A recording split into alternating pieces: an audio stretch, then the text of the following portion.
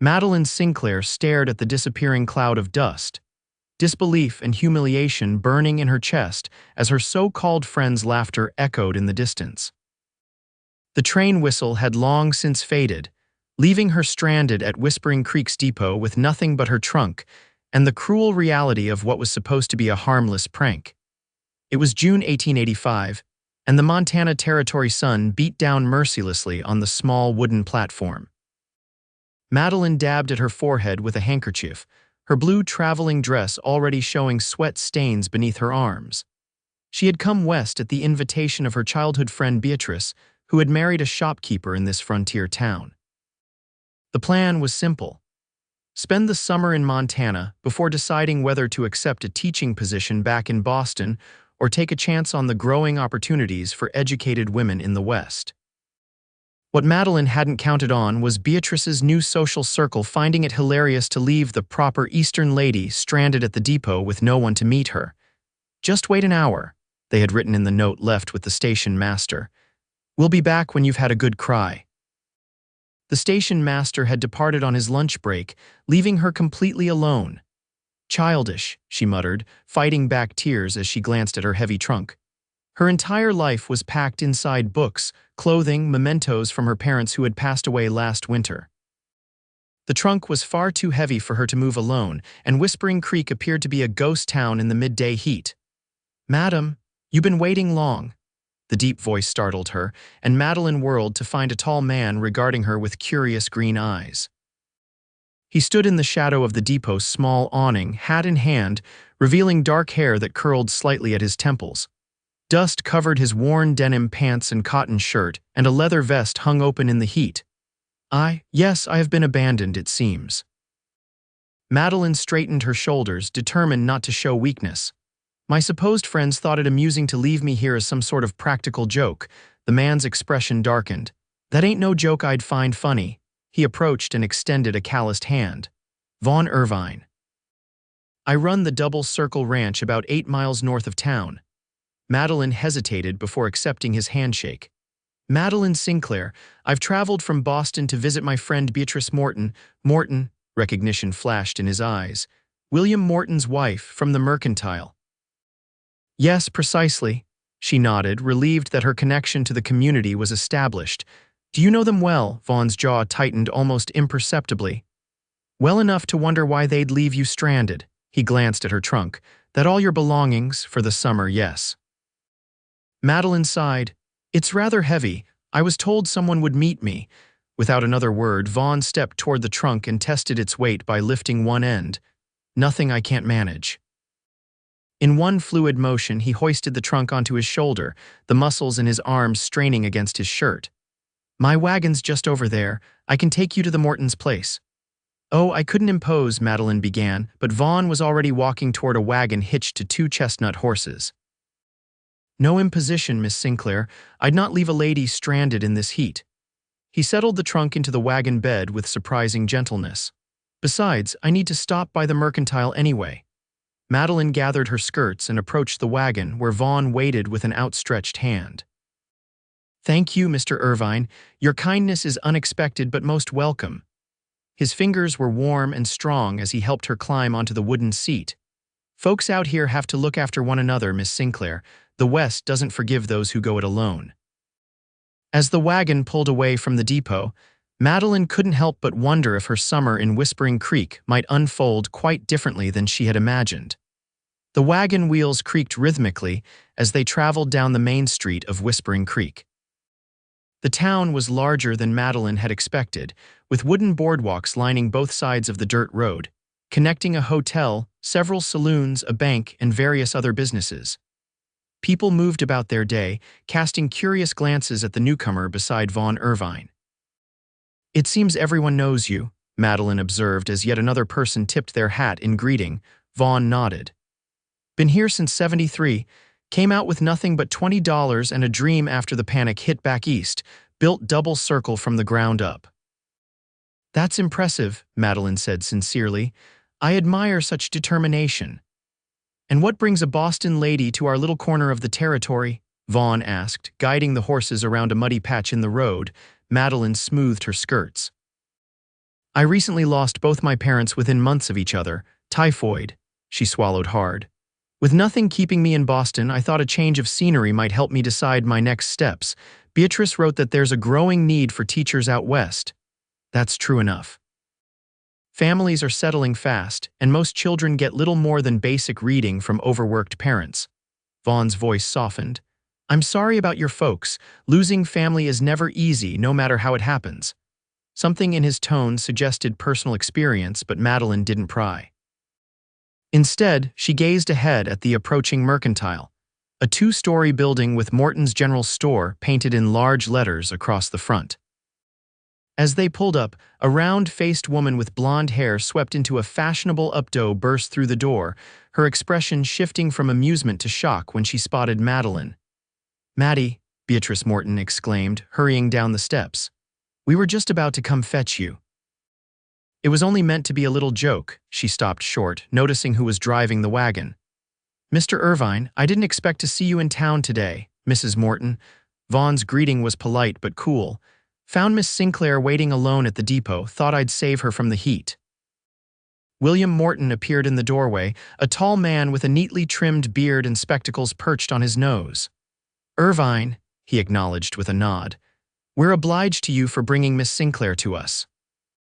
"Didn't do it for you," Vaughn replied evenly, already moving to retrieve Madeline's trunk. Beatrice reached for Madeline's hands as she descended from the wagon. "Oh, Maddie, you must think us terrible. It was just meant to be a little frontier welcome. We were going to bring lemonade and make a picnic of collecting you." Madeline found it difficult to maintain her anger in the face of Beatrice's obvious remorse. "It was thoughtless, Bea. I was quite distressed." "I can see that now. Can you forgive us?" Beatrice squeezed her hands imploringly. Madeline sighed. "Of course, but please, no more frontier welcomes." Vaughn set the trunk down on the boardwalk with a solid thunk. "Miss Sinclair," he said, touching the brim of his hat, "if you need anything during your stay, the Double Circle is always open to visitors." "Thank you again, Mr. Irvine." Madeline felt a strange reluctance to see him leave. "I'm in your debt." A slight smile lifted one corner of his mouth. "No debt between neighbors, Miss Sinclair. Enjoy your stay in Whispering Creek." With that, he climbed back into his wagon and guided it toward the Mercantile's loading dock, where a clerk waited to help with supplies. Beatrice looped her arm through Madeline's. "Come inside, dear. You must be parched and exhausted. I'll show you to your room and explain everything." She lowered her voice. "And perhaps explain why Vaughn Irvine, of all people, came to your rescue." Madeline allowed herself to be led inside, but couldn't help glancing back at the tall rancher as he directed the loading of supplies into his wagon.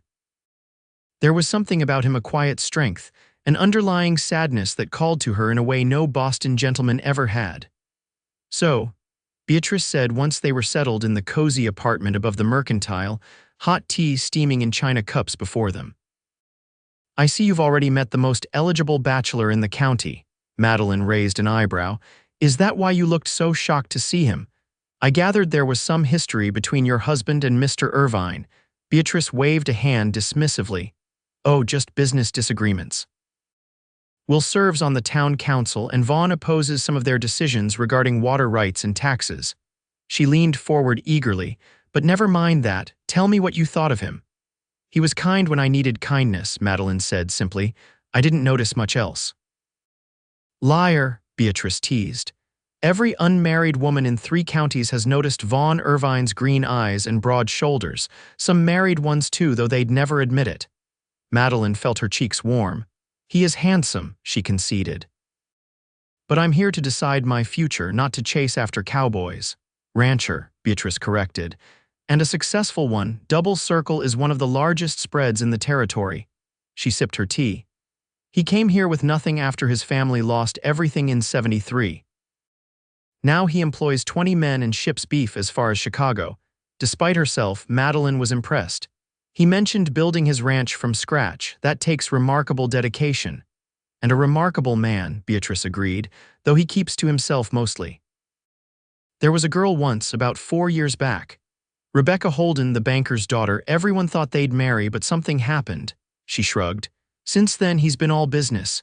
Madeline set down her cup. "Bea, I hope you're not getting ideas." I'm still deciding whether to return east or seek a teaching position somewhere in the west. Romance is the furthest thing from my mind. Of course, Beatrice said, not looking convinced, but you'll be here all summer. And summer in Montana has a way of changing people's minds about all sorts of things. Over the next week, Madeline settled into life in Whispering Creek. The rhythm of the frontier town was different from Boston, more relaxed in some ways, more urgent in others. Everyone worked hard, but they also made time for community. She met the town's residents at church on Sunday, at a quilting circle on Tuesday, and gradually began to feel less like an outsider. She saw Vaughn Irvine only once, from a distance, as he conducted business at the bank. He didn't notice her watching from across the street, and Madeline told herself she wasn't disappointed. 10 days after her arrival, Beatrice approached her at breakfast. "Maddie, would you mind terribly running the store today? Will and I need to visit his mother in Helena. The train leaves in an hour and we'll be gone 3 days." Madeline looked up from her eggs in surprise. "Run the store? B, I don't know the first thing about mercantile business." "It's simple, really," Beatrice assured her. "The prices are marked on everything, and Joseph will handle the heavy lifting and deliveries." She referred to the teenage boy who worked as their assistant. "Most customers know exactly what they need. You'll just need to total their purchases and make change." "I suppose I could manage," Madeline said hesitantly. "It would be interesting to meet more townspeople." "Wonderful," Beatrice clapped her hands. "You're a lifesaver, Maddie. We'll be back Friday evening." And so Madeline found herself behind the counter of Morton's General Store, nervously arranging pencils as Joseph opened the front door to begin the business day. The morning passed slowly, with only a few customers, the barber needing tobacco, a miner's wife purchasing flour and sugar. 2 children sent for penny candy. Just before noon, the bell above the door jingled, and Madeline looked up to find Vaughn Irvine removing his hat as he stepped inside. "Miss Sinclair," he said, surprise evident in his voice. "I didn't expect to find you minding the store." Madeline straightened her spine and offered a smile. "The Mortons were called to Helena. I'm helping until their return," he nodded, approaching the counter. "In that case, I hope you can help me find what I need." He set a list on the counter, written in a neat, strong hand. "Ranch supplies." Madeline scanned the list, recognizing only half the items. "I'll do my best, Mr. Irvine, though I may need Joseph's assistance for some of these." "No rush," Vaughn said, his voice gentler than she remembered. "I have other business in town today." Working together, they gathered the items on his list: nails, axe handles, coffee, sugar, salt, tobacco, writing paper, 2 ledger books, and various other necessities. Joseph fetched the heavier items from the storeroom while Madeline located the smaller goods. "You seem to be adapting to Whispering Creek," Vaughn observed as she calculated his total. "I'm trying," Madeline admitted. "Everyone has been kind, though I still feel like a curiosity." "The Boston lady, they call me." Vaughn's mouth quirked into a half-smile. "Small towns thrive on novelty, Miss Sinclair. Give it time. Soon you'll just be Madeline." The way he said her name sent an unexpected flutter through her chest. "And do you find me a curiosity as well, Mr. Irvine?" He met her eyes directly. "I find you interesting, but not curious. There's a difference." Before Madeline could respond, the door burst open and a breathless Joseph appeared. "Miss Sinclair, there's a fire at the livery. Everyone's needed to form a bucket line." Vaughn was already moving toward the door. "Joseph, help me load my supplies. Miss Sinclair, you'd best stay here. Keep the store open, people may need supplies." "I can help," Madeline protested, already reaching for her shawl. "The bucket line is no place for a lady in fine clothes," Vaughn said firmly. "But if you want to help brew coffee, the men will need it when the fire's out." Though she bristled at being dismissed, Madeline recognized the practicality of his suggestion. "Very well, be careful, both of you." For the next 2 hours, Madeline watched from the store's window as smoke billowed from the livery stable. The townspeople formed an efficient line from the water trough to the burning building, passing buckets hand to hand. Even from a distance, she could spot Vaughn's tall figure, working alongside others at the heart of the fire. When the smoke finally began to thin, Madeline had coffee brewing in the store's back room and had arranged bread and cheese on the counter. As predicted, exhausted, soot-covered men began to drift into the store, gratefully accepting the refreshments. Vaughn was among the last to enter, his face streaked with ash, shirt soaked with sweat and water. "The livery's damaged but not destroyed," he reported, "and all the horses were saved." "Thank goodness," Madeline said, pouring him coffee. "Here you must be parched." He accepted the cup with a nod of thanks. "You did well, Miss Sinclair. Not many would keep their wits about them during their first frontier emergency." "It seemed the least I could do," she replied, suddenly conscious of how disheveled he looked and how that disarray did nothing to diminish his appeal. If anything, the evidence of his hard work made him more attractive. As the store gradually emptied, Vaughn lingered, helping Joseph load the supplies into his wagon. When they finished, he returned to find Madeline sweeping ash from the boardwalk. "Miss Sinclair," he said, hesitating at the bottom of the steps, "there's a social at the church Saturday evening. Dancing, food, community gathering. Would you consider attending as my guest?" Madeline's heart skipped a beat. "A social, nothing formal like Boston affairs, I imagine, but good people, decent music." He shifted his weight. "I'd be honored to escort you if you're willing." "Yes," Madeline found herself saying before she could consider all the implications. "I would like that very much, Mr. Irvine."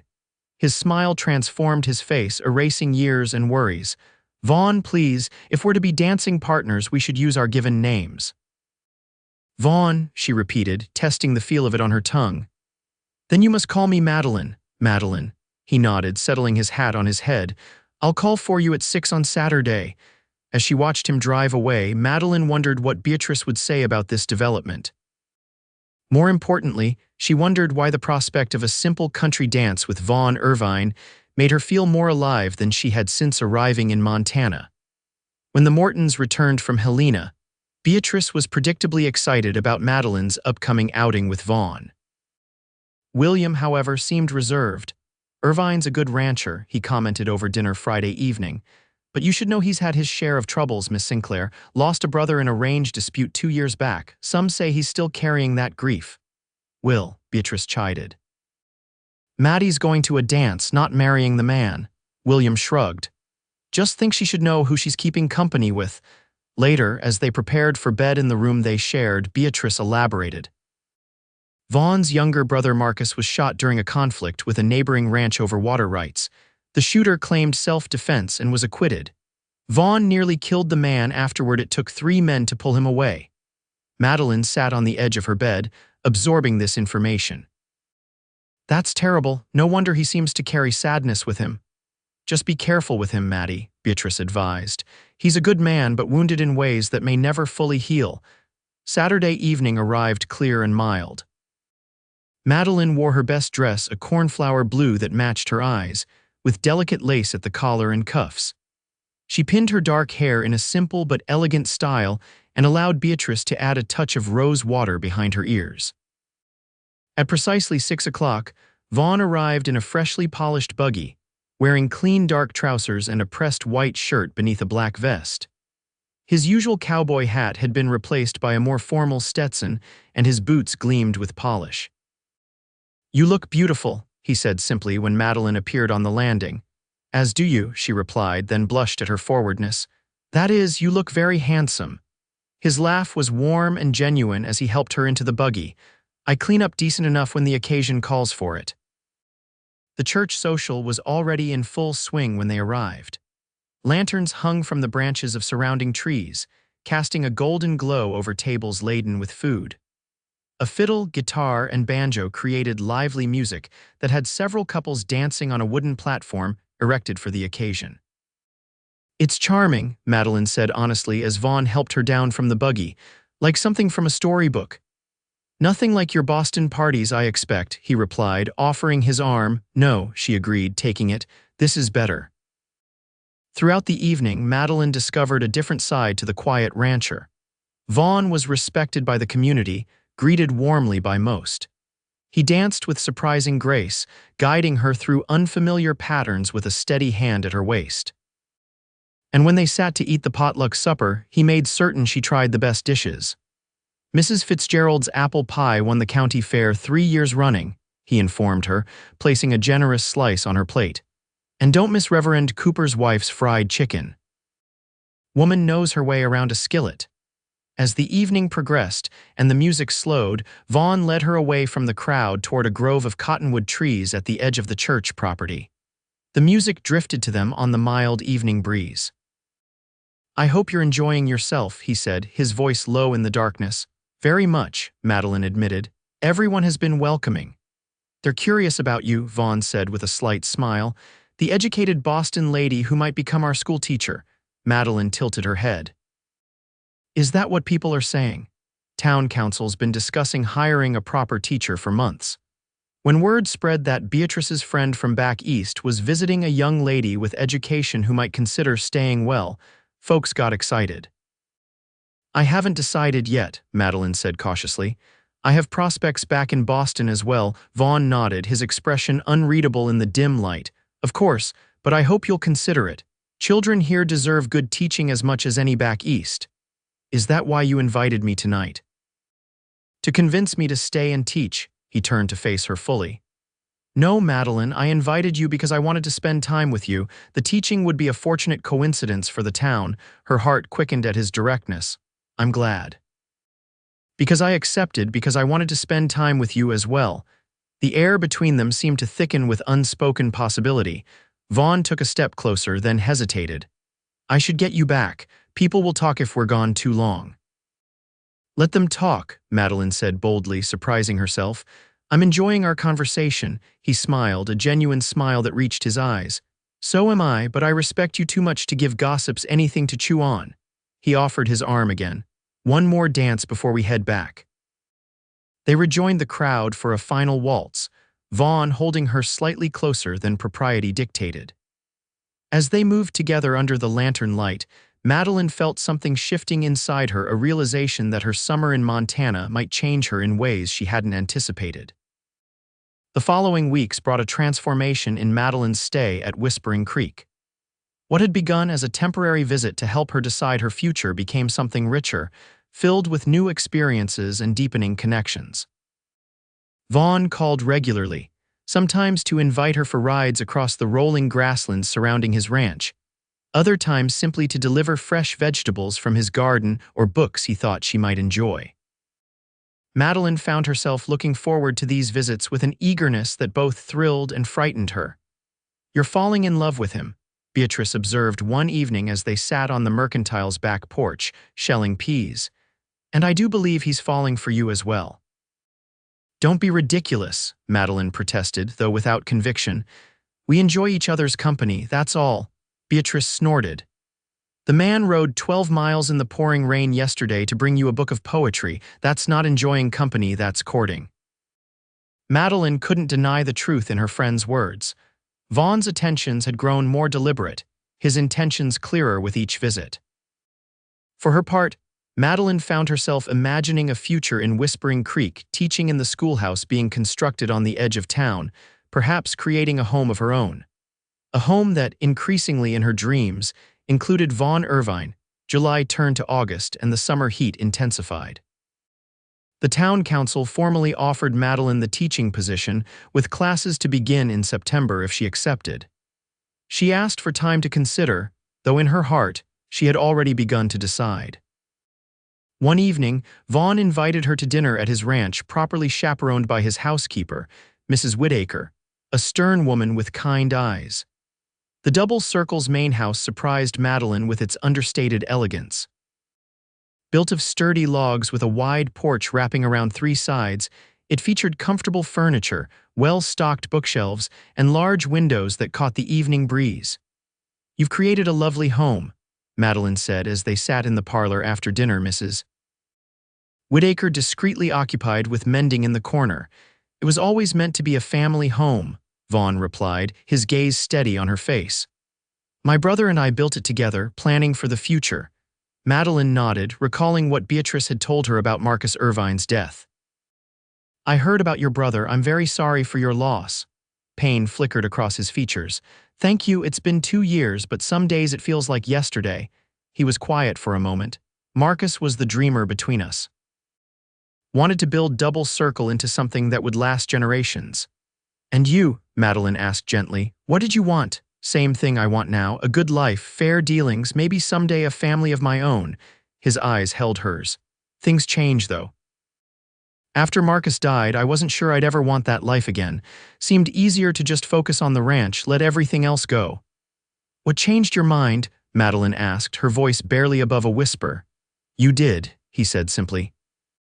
Seeing you standing alone at that depot, determined and brave despite being abandoned, something woke up in me that day. Mrs. Whittaker coughed discreetly, reminding them of her presence.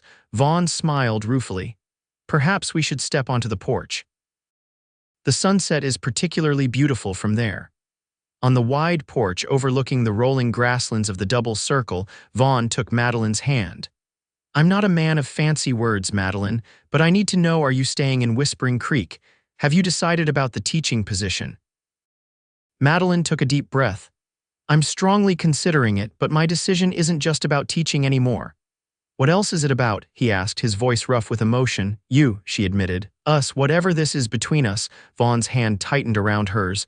I know it's too soon. You've only been here 2 months, but I can't imagine Whispering Creek without you now, can't imagine my life without you in it. Vaughn, I'm not asking for promises, he rushed on. Just stay, teach, give us time to see what might grow between us. Madeline looked out at the vast Montana landscape, golden in the setting sun, then back at the man beside her, his face open and vulnerable in a way she'd never seen before. Yes, she said finally, I'll stay, I'll teach, and we'll see what grows. The smile that broke across his face was like sunrise. Slowly, giving her every chance to pull away, Vaughn leaned down and pressed his lips to hers, a gentle, questioning kiss that nonetheless sent heat coursing through her veins. When they parted, Madeline knew with certainty that her decision was right. Whatever challenges lay ahead, her future belonged here in this wild, beautiful place with this strong, good man.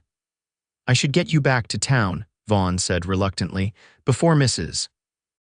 Whittaker reports me to the Reverend for impropriety. Madeline laughed, feeling lighter than she had in months. Yes, we wouldn't want to scandalize Whispering Creek. As they rode back to town in the gathering darkness, Madeline reflected on the strange path that had led her here. What had begun as a cruel prank being abandoned at the depot had led to meeting the man who now held her heart. Sometimes, she mused, life's most painful moments opened doors to its greatest joys. September brought cooler temperatures and the opening of Whispering Creek's first proper schoolhouse. Madeline stood before 28 students ranging from 6 to 16 years old, nervous but determined to provide them the education they deserved. She quickly established herself as firm but fair, winning the respect of her students and their parents. The town council was pleased with their decision to hire the Boston lady, who brought Eastern refinement and education while adapting well to Western practicalities. Vaughn courted her properly through the fall, calling every Sunday afternoon, escorting her to church socials and town gatherings. By Christmas, their intentions toward each other were clear to everyone in Whispering Creek. It was on Christmas Eve, after the community celebration at the church, that Vaughn led Madeline to the gazebo in the town square, now decorated with evergreen boughs and red ribbons. I have something for you, he said, pulling a small box from his pocket. Something that belonged to my mother. Inside was a delicate gold ring set with a modest diamond flanked by 2 sapphires. It's beautiful, Madeline breathed. Madeline Sinclair, Vaughn said, taking her gloved hand.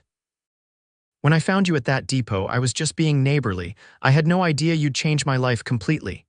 He dropped to one knee in the snow. Will you marry me, be my wife, the mistress of Double Circle, the mother of my children? Tears welled in Madeline's eyes. Yes, she whispered. Yes to all of it. Their wedding in April was the social event of the season. The entire town turned out to see their schoolteacher marry the owner of Double Circle Ranch. Beatrice served as matron of honor, weeping happy tears as her matchmaking efforts culminated in such joy. As Vaughn and Madeline exchanged vows in the small church, neither could help reflecting on the strange twist of fate that had brought them together. A cruel prank had led to their meeting, but it was character, respect, and deep affection that had forged their bond. 5 years later, Madeline stood on the porch of their expanded ranch house, watching Vaughn teach their 4-year-old son to ride his pony in the fenced corral.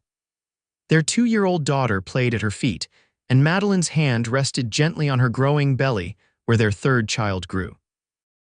The school in town now had 3 teachers, though Madeline still taught twice a week, unwilling to completely give up the profession she loved. The rest of her time was devoted to her family and to managing the household accounts for Double Circle, which had prospered under their joint stewardship. "Mama, look," her son called as he completed a circuit of the corral without his father's hand on the pony's bridle.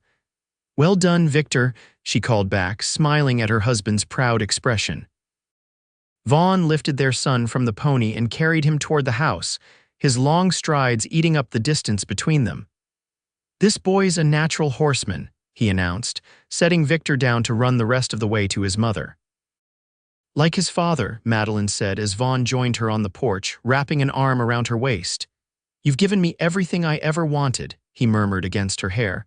"A family, a purpose, a reason to be better every day." Madeline leaned into his embrace.